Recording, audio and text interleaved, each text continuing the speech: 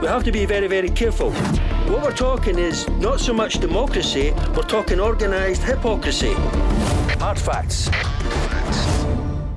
President Trump ordering strikes on Syria. American, British, and French warships and planes launching dozens of missiles targeting the Syrian regime's chemical weapons sites. A short time ago, I ordered the United States Armed Forces to launch precision strikes on targets associated with the chemical weapons capabilities of Syrian dictator Bashar al-Assad. The point is also of the legality of doing it, because if we want to get the moral high ground around the world, as a member of the Security Council, as a country with a long tradition of international involvement, shall we say, then we have to abide by international law. I've just been in the town of Duma. I found the clinic where the film of the children dropping at the mouth and having water thrown at them was made. But the senior hospital doctor, who actually spoke very good English, who was there, told me that the video is real, that they were not suffering from gas poisoning, but suffering from panic and hypoxia, as he put it, because of the amount of dust in the tunnels in which they lived. The day before he filed his report from Duma, which you were just listening to, Robert Fisk was considered one of the finest and most distinguished foreign correspondents not only of this generation, but any generation. The day after he filed his report from the site of the alleged chemical weapons attack by Syrian government forces, Robert Fisk became a crank, a liar, a stooge, and a sadist and conspiracy theorist. Such is the terrain we are on with these crazed neocons, people who haven't come across a country in the global south that could not be improved by a shower of Tomahawk cruise missiles. The meaning of the military attack unleashed by the US, UK and France against Syria on April 14th, 2018 could not be more stark.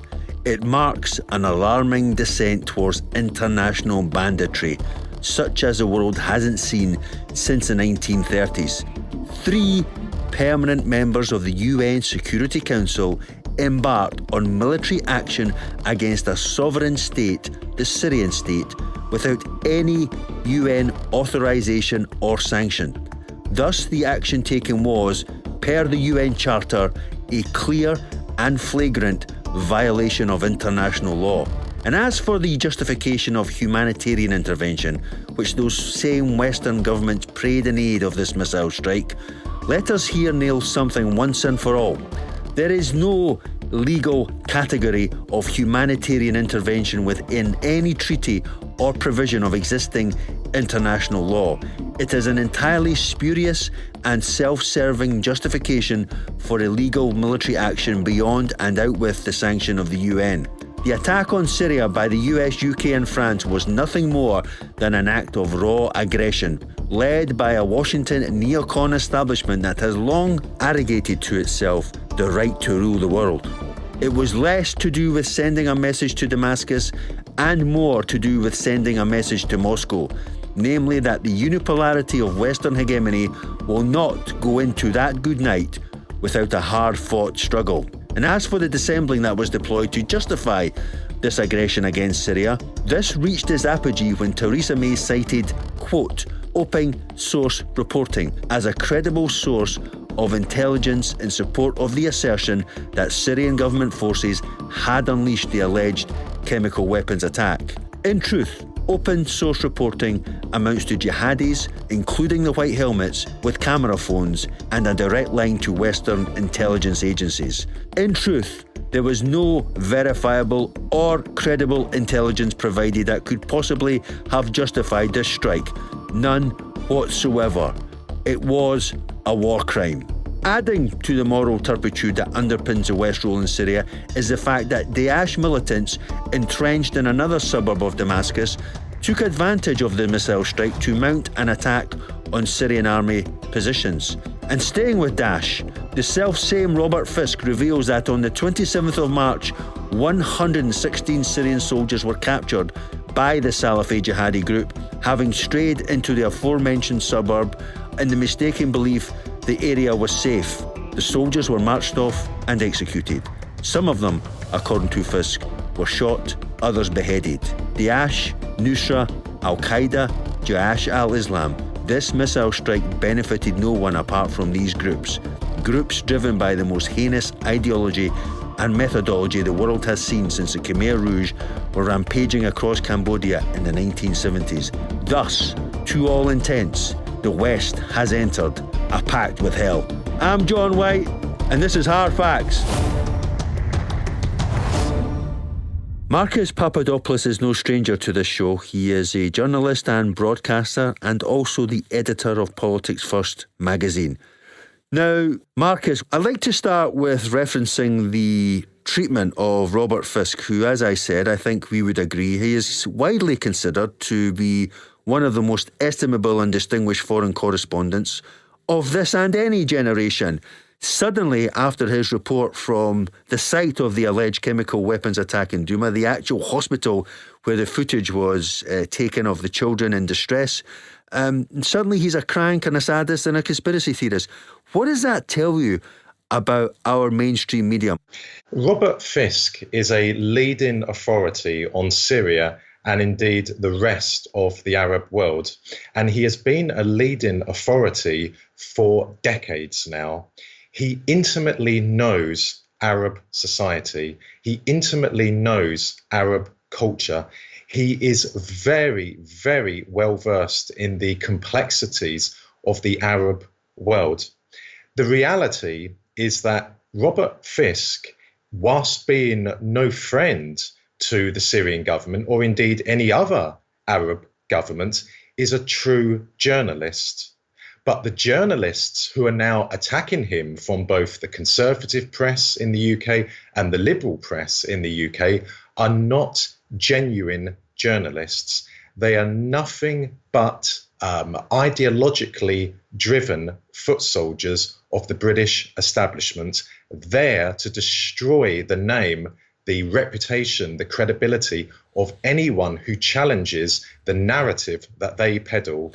But yet there's so much scepticism abroad when it comes to this particular issue and other issues concerning Western foreign policy. I wonder if this was something that was lying latent after Iraq and has only erupted on the back of this latest in a litany of foreign policy adventures, one that I would argue is by far the most dangerous of that litany, including Iraq.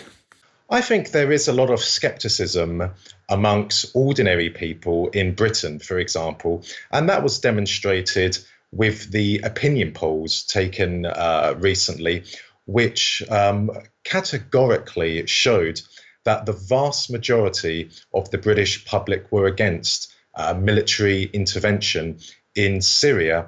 Now, why is that? Well, I think it's because of alternative media outlets like Sputnik, like RT. Then there is also the extremely powerful phenomenon of social media. And people in Washington and London feel very threatened by alternative media outlets and social media. And what do they resort to? The ultimate weapon in their arsenal to discredit anything that alternative media or what social media is saying is to refer to it as conspiracy theories. Well, conspiracy theories have been used by the British and the American governments, historically speaking, to stifle any discussion that they feel uncomfortable about, that they feel threatened about, that can undermine their narrative. So we have to keep on battling on against what is a ferocious opponent, but it is a weakened opponent. I remember the days of the 1990s when the British and the Americans were able to do what they wanted in the world. For example, starting in the former Yugoslavia, there was no way of challenging them, John, apart from going to Trafalgar Square, which is what I did in 1999 during the bombing of Serbia. But that was it. So whilst today mainstream media in Britain, for instance, is still the dominant media force, it is a weakened force. Just staying with that, Marcus, do you think that this, because I do actually, that this military strike was actually a symptom of the weakness and the decline of Western hegemony rather than its power, because it seems that they're so desperate because of the emergence of Russia and China and the fact that their own people we've just touched upon are so sceptical about what they're up to, about their agenda. We have ever more deepening crises, not only overseas, but also at home in the US. You have the moral sickness of racism, you have police violence, ever more regular bouts of mass shootings, obscene inequality throughout the West, a crisis of neoliberalism, Brexit, the rise of the far right across Europe. I definitely believe there is truth in that. Firstly, it is a way of distracting the British public and the American public too from very serious domestic problems. So in Britain, there are 14 million people, John, living in poverty. There is something like 3.5 to 4 million children in the UK living below the breadline. That is absolutely scandalous. In America, there are 44 million Americans living in poverty. So coming up with this idea that Syria is this horrendous, murderous, genocidal state is a way of taking public opinion away from that. Secondly, there's no question about it that America and its junior partner in the world, Britain, does feel threatened by the resurgent Russian state, because in 2018, the Russia that we see now is totally different to the Russia of the 1990s. Whilst Russia still has a long way to go in fully resurrecting its superpower status that it had in Soviet times, the American power in the world is now being checked. Also, as well, the Americans want to ensure their dominance of the Middle East, and they are concerned by an unofficial alliance which has emerged since 2015 in the region. And that alliance, unofficial alliance, of course, it involves Syria, Russia, and Iran. So you're right, firing those 110 or so cruise missiles was, yes, of course, sending a message to Damascus, but also sending a message to Moscow and Tehran. You're listening to Marcus Papadopoulos. This is Hard Facts. We'll be right back. We have to be very, very careful. What we're talking is not so much democracy, we're talking organised hypocrisy. Hard Facts. Welcome back to the second half of Hard Facts. I'm sitting down in the company of journalist and broadcaster Marcus Papadopoulos, and we are discussing the fallout from the illegal missile strike that was unleashed by the US, UK and France against Syria over the alleged chemical weapons attack against the town of Douma on the outskirts of Damascus. Marcus, I want to talk about Operation Crossways. Operation Crossways was revealed to have been taking place in Yemen, involving 50 British Army personnel training Saudi military forces. It was reported by the Daily Mail in November of last year. Now, the relationship between Britain and the Saudis, as you know, is so close that it's beyond description. In fact, it's a malign relationship. It is mired in corruption, it is mired in sleaze, arms sales, investment, security contracts, and of course, the provision of British Army personnel to help train Saudi armed forces and help maintain the equipment that they sell them, billions and billions of pounds. Now, you will recall the unprecedented red carpet welcome that was provided to Crown Prince Mohammed bin Salman by the British government, led by Theresa May, a couple of months ago. It was actually nauseating. There were actually ads carried on the side of black cabs in London, billboard ads on the underground, trying to put lipstick on the pig of this kleptocracy in Riyadh. Jaish al-Islam, which was the dominant Salafi jihadi group in Ghouta and which was dominant in Douma, they are a Saudi proxy. That is well known. Now, put that together with the revelation that a British SAS sergeant was killed in northern Syria on March 30th. No one knew up to that point that British troops were actually operating on the ground in Syria. Do you see where I'm going with this, Marcus? Yes, I do.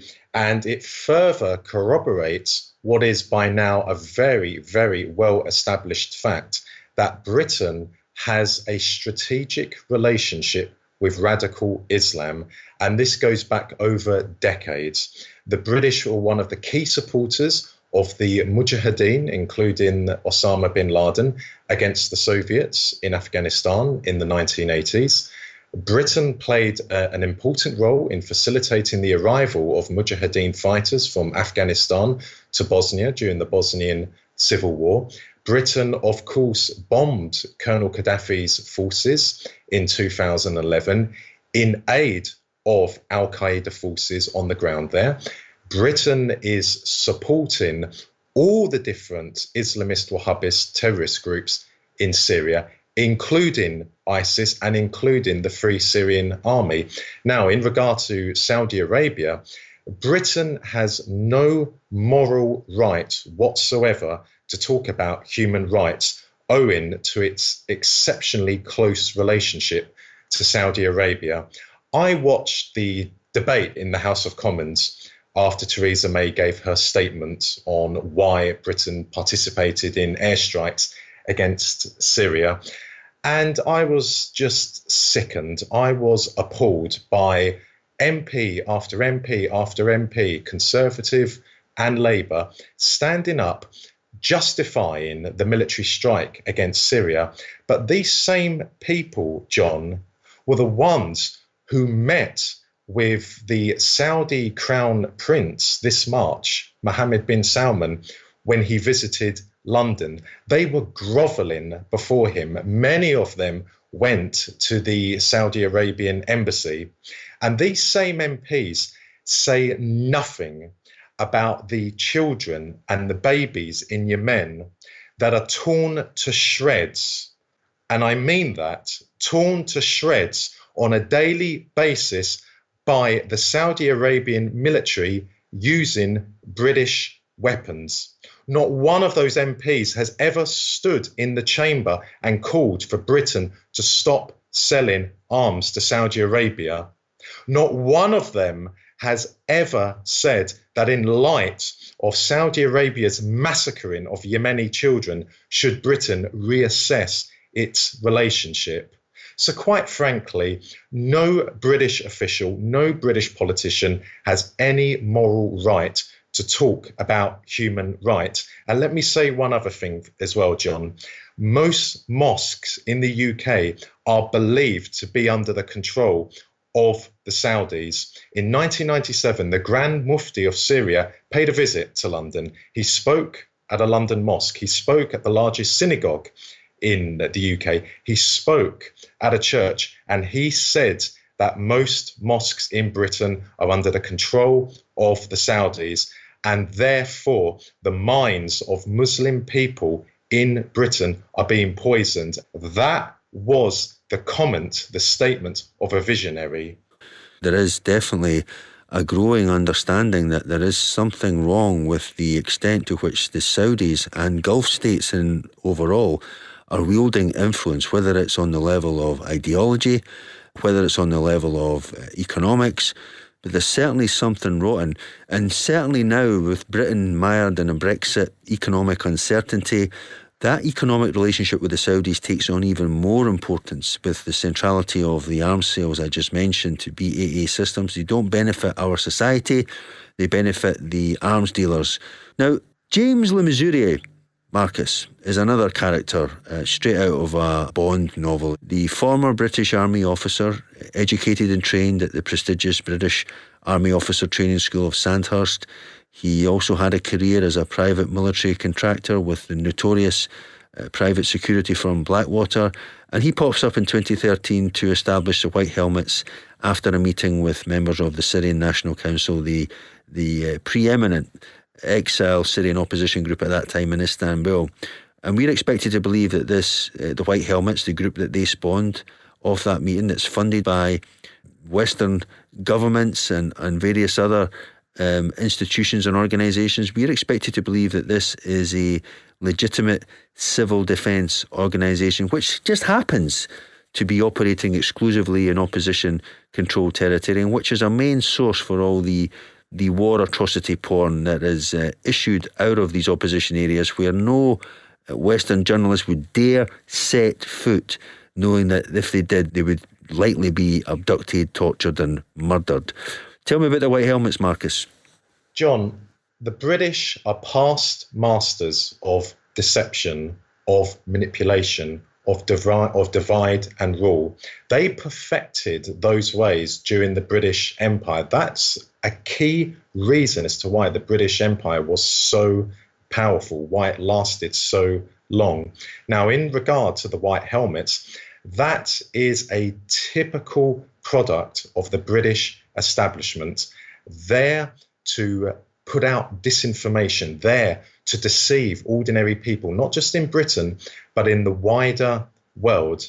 But on this occasion, I don't believe the British have done a particularly good job when it comes to the white helmets, because the British government based its case for striking Syria on one source and one source only, the white helmets. Well, the white helmets has been categorically exposed to be a fraudulent organisation, a facade, one that masquerades as emergency rescue workers, but in fact is nothing but a propaganda outfit of the various Islamist Wahhabist terrorist groups. There is independent footage which has been verified by independent sources showing one day white helmet personnel wearing their white helmets. The next day, they're standing under the flag of ISIS, of Al-Qaeda, brandishing Kalashnikovs, brandishing RPGs, standing over the bodies of dead Syrian soldiers whom they have either just killed in battle or whom they have executed. No proper court of law anywhere in the world, John, would accept testimony from the white helmets, because the white helmets is not an independent, impartial source. Their evidence would be deemed inadmissible by any proper court in the world. So there is no case for the British having gone to strike Syria. What they should have done is allowed the OPCW to have carried out a full, fair and impartial investigation of what happened in Douma, if indeed anything did happen there.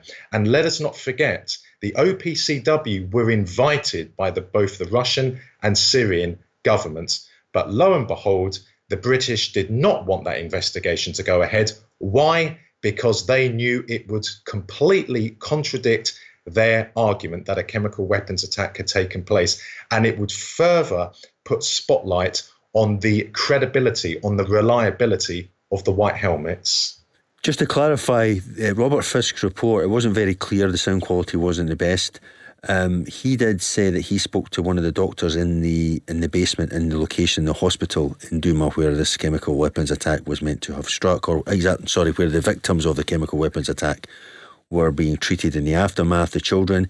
And he said the children were afflicted, but they were afflicted by smoke inhalation from conventional airstrikes. And then during the process of them being treated, one of the white helmets ran in and shouted, "Gas, gas," and they all went into a pre-rehearsed gas or chemical weapons attack drill. And that was the footage that was used and prayed in aid of the military strike. And it's the main footage that's been used by Western governments to support their view that the Syrian government forces were responsible. Now, this is a very interesting point, Marcus. Theresa May has now entered into our political discourse. Highly likely. It was used in the case of Skripal, the Skripal poisoning. Highly likely that the Russian state was responsible, and highly likely that Syrian government forces were. This is unbelievable. And what Theresa May has done, especially with her statement in the Commons, which you mentioned, at which you were present as a journalist, she has now trashed international law and the UN Security Council, because she says that the reason that they bypassed the UNSC was because they don't want to give Russia a veto on their foreign policy. This is tantamount to ripping up the UN Charter, throwing it in the bin, isn't it? We're now back in the 1930s, Marcus. I mentioned that in my introduction, where might is right was the driver of foreign policy, and it led ineluctably then to the maw of the Second World War. Are we headed for the same kind of cataclysm, Marcus? I don't believe that will happen. I don't believe there's anyone in Washington or London, for example, that wants a war with Russia, because a conventional war with Russia would quickly develop into a nuclear conflict, and a nuclear conflict would destroy the entire planet. However, that said, there could be a misinterpretation, there could be an accident which sparks a war. Because let's not forget, leading up to World War I, no one in Berlin or Vienna or London or Paris wanted a world war. But of course, there was a spark. So these are very, very dangerous times. Britain, historically speaking, has never been sincerely committed to international law or the United Nations Charter. There are so many examples, especially in the last quarter of a century, from former Yugoslavia to Iraq, to Libya, to Yemen, to Syria.